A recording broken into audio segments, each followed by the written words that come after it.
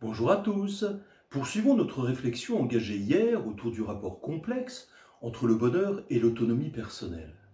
Accéder au bonheur, serait-ce donc de réussir à dépasser nos béances profondes, ce vide de sens et ce manque quasi viscéral, conséquence lointaine de la perte initiale de la béatitude fusionnelle du foetus et de l'entrée dans le monde de la séparation et de la dualité? Serait-ce donc de reconstruire, sous des modalités différentes selon les origines, les époques et les cultures, le sens perdu, cette Torah oubliée lors du passage de l'univers liquide intra-utérin à l'espace aérien fait de respiration, de rythmes et d'alternance, afin d'atteindre un état de conscience et d'autonomie personnelle qui donne une densité acceptable à cette courte existence qui est la nôtre, un battement d'aile au regard de l'histoire des hommes ou du temps long des galaxies, pour être prêt à accueillir en toute lucidité et sérénité le retour à l'état indifférencié, à la poussière selon les uns, pour d'autres à l'éternité, au-delà de l'autre passage. N'est-ce pas Rainer Maria Rilke, ce poète et écrivain allemand, qui vécut de 1875 à 1926, auteur des quais de Malte Lauritzbridge, des élégies à Duino ou des célèbres lettres à un jeune poète, dont toute l'œuvre interroge la nature humaine et l'amour, avec une acuité spirituelle et une délicatesse bouleversante, qui écrivait « Ô mon Dieu, donne à chacun sa propre mort, donne à chacun la mort née de sa propre vie. » Si le bonheur est une construction du sens, il exige d'abord de s'engager dans un travail profond d'acceptation totale et inconditionnelle de notre solitude ontologique, la séparation de la naissance, et de notre condition humaine mortelle, sans laquelle l'existence s'épuise à répondre à toutes les dépendances inconscientes dont nous sommes les esclaves et qui nous font tributaires de tout ce qui peut, pour un temps plus ou moins long, combler ces béances profondes dont je parlais plus haut.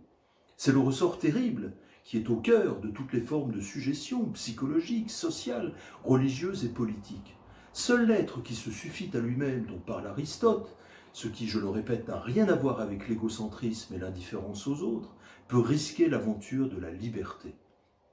Échapper aux dépendances multiples qui nous entravent et réussir à dire un grand oui à notre condition humaine mortelle, un grand oui à la vie, en cessant d'être l'objet de ces esclavages inconscients,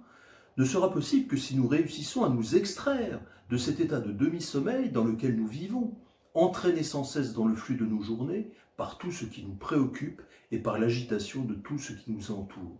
Il devient indispensable dans nos sociétés contemporaines, saturées de bruit, d'informations, de contraintes et de publicité, de faire un effort de retour à l'essentiel et d'attention pour établir en nous un observateur qui puisse voir ce qui se joue à l'intérieur de nous-mêmes et apercevoir en toute humilité et sincérité ces dépendances acquises dont nous pourrons ensuite, une fois mises en pleine lumière, progressivement nous libérer.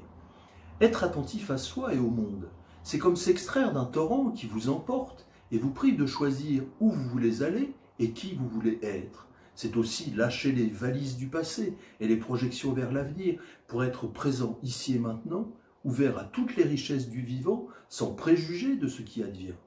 Un siècle avant Jésus-Christ, Liu Xiang, ce célèbre érudit confucéen de la dynastie Han, qui fut le compilateur du Shan'an Jing, le livre des monts et des mers, source principale des mythes chinois les plus anciens, certains encore très populaires aujourd'hui, disait déjà « Le bonheur vient de l'attention aux petites choses et le malheur de la négligence des petites choses ».